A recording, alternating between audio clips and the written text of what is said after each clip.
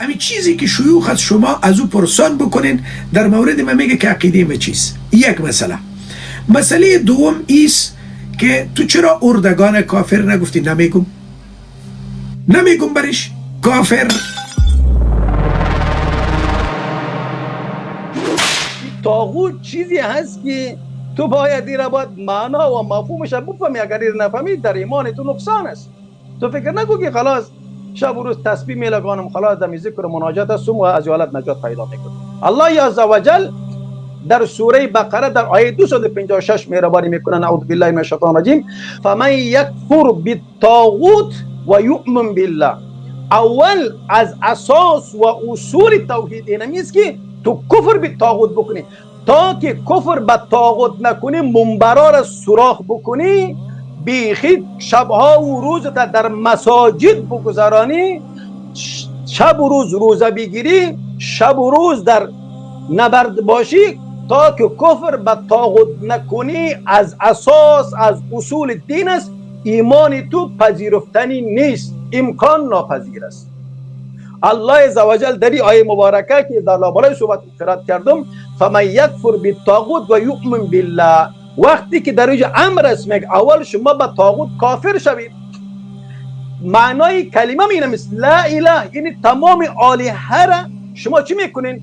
نفی میکنین، کلش تکفیر میکنین. کل از چی میکنین؟ تکفیرش میکنین. فمن یکفر بالطاغوت و بعدا ایمان شما درست میشه، یؤمن بالله، بعدا ایمان به الله سبحانه و تعالی بیارید. وقتی که شما کفر به طاغوت کردین و بعدا ایمان شما مکمل شد، اینجا الله عزوجل چی مهربانی میکنن؟ فقد استمسک بالعروة الوثقی، یعنی شما با محکم ترین گره شما در این چنگ زدین. چرا؟ رسوان محکم اینمی چیز عروة الوثقا هست. بالعروة الوثقا چیست؟ اینمی کلمه توحید است. و سیدنا عبدالله ابن عباس رضی الله عنه میگن که عروة الوثقا چیست؟ امی کلمه توحید لا اله الا الله هست. یعنی لا اله الا الله در دو بخش است. یک بخشش کفر به طاغوت است و بخش دیگه چیست؟ اثبات است که ایمان به الله سبحانه و تعالی است. چرا که این دو رکن اولش یادتان نرا، یعنی کفر به طاغوت به معنای لا اله، تمام الهه های باطل چی میکنی؟ او را نفی میکنی. و دوم رکنی توحید چیست؟ او ایمان به الله سبحانه و تعالی است.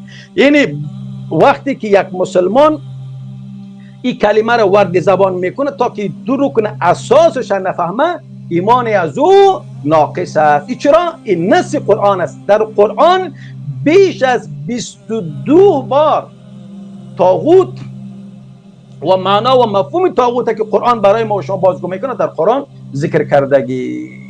این گپ در اینجاست که کلمه یک مسلمان تحقق پیدا نمیکنه تا که کفر به طاغوت نکنه و بعدا به الله سبحانه و تعالی ایمان نیاره.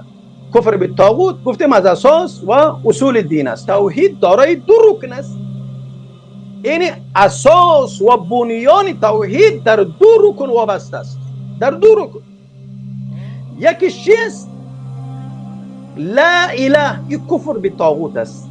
لا اله نفی است. تمام طواغیتی که چی سنگ، چی قلوق، چی بود، چی انسان، چی سنگ، چی قلوق، چی درخت، چی آفتاب، چی مهتاب، هر آن چیزی که غیر الله پرستش میشه، عبادت میشه، چیست؟ تو از او دوری بکنی. لا اله اول نفی میکن. چرا؟ در کلمه توحید اول نفی برای ما و شما آمده که اول نفی است و بعدا اثبات است. در اینجا لا اله یعنی دوری بجوین از حکام سرکش، از طواغیت دوری بجوین. باز الا الله اثبات است، یعنی ایمان به الله سبحانه و تعالی بیارید، ایمان حقیقی به الله سبحانه و تعالی بیارید. هر حکمرانی که با فیصله مردم و مردمی که قانون را خودش وضع کرده و او را جاری میکنه، او طاغوت است. و کس مرعوسینی که از او اطاعت میکنه او هم طاغوت است. مرعوسینی که از او اطاعت میکنه او هم طاغوت است. یعنی قانون وضعی کسی که خود بشر جور کرده، این قانون مردم به مردم، این قانون وضعی برش میگن. یعنی مجری برنامه ریزی خود بشر و قانونگذارم خود بشر. این قانون وضعی میگه، یعنی قانون دست ساخته خودی بشر است. کسی که در قانون اساسی بدون قرآن و سنت او را درج بکنه و این را حکم جاری بکنه، کسی از او اطاعت بکنه و زیر فرمان از او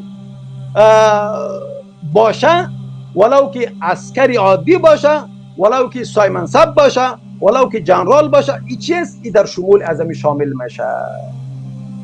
این فرموده ای چیز شیخ الاسلام ابن تیمیه رحمت الله علیه است. او بنده ای که به خاطر رضای الله سبحانه و تعالی حرکت میکنه و هیچ شریکی به الله عزوجل قائل نمیشه، چی در حکمش، چی در عبادتش باشه، چی در توحید الوهیت و ربوبیت و اسماء و صفات، و انسان را ما میتونیم بگوییم که انسان موحد، انسان موفق.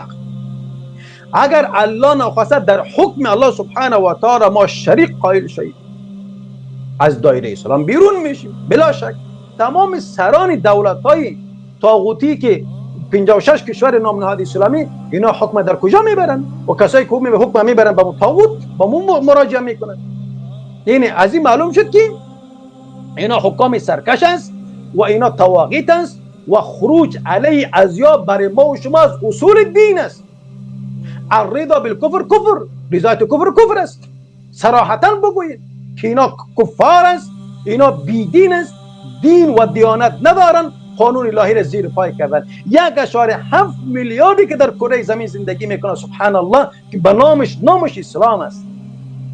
اگر اینا به الله اعتقاد کامل داشته باشن، به احکامش اعتقاد کامل داشته باشن، قبول کنید که در کره زمین هیچ کافر نمیمونه، کلش مسلمان. مردم میگه فلانی خو شیخ الحدیث و شیخ القرآن، خو میفهم، البته اونم یک چیز میفهم، میگم دنبال از اون حرکت. دوستای گرامی، کلتان مسئولیت دارین در نزد الله سبحانه و تعالی.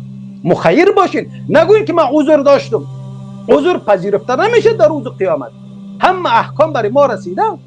لا اله الا الله احکام است، محمد رسول الله مجری برنامه ریزی اینم احکام است.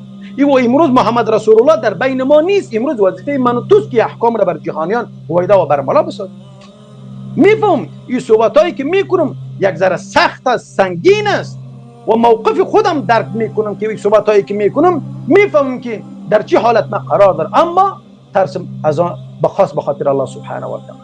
اما نکنین که فلانی تکفیری است، فلانی خوارج است، فلانی دهی گروز، فلانی دو گروز، فقط هم تاپا دم دستتان و زده میگیرید. از الله بترسین، از الله جا خوف داشته باشین که در روز قیامت ما و شما دیدار میکنیم. این بسیار برای ما و شما خیلی مهم است. لطفا دوستای گرامی هیچ وقت جبهه گیری نگوین که من طرفدار فلان، نه طرفدار ما باش، نه طرفدار فلان، نه طرفدار حق باش، ولو که یک نفر واحد باشی.